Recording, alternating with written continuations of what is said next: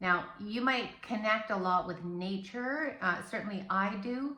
And I feel that that connection outside of myself helped me to connect and understand my inner self.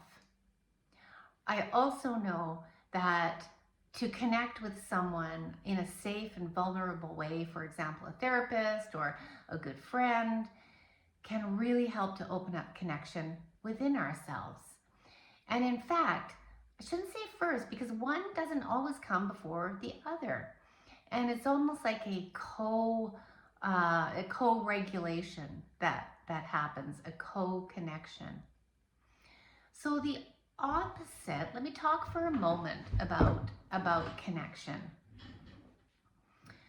Connecting with ourselves, I believe, is the source of our own aliveness. We might have peak experiences, we might have interactions with other people that highlight that connection within ourselves. But if we don't have it already, they're not going to be highlighting it. Or it might be that we are looking for things in our life to fulfill us. There's nothing wrong with that.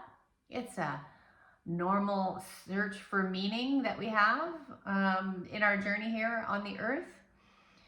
But if we're just placing our meaning, our aliveness, our sense of worth on the outside world, for example, our success or in a career, we are likely going to come up short.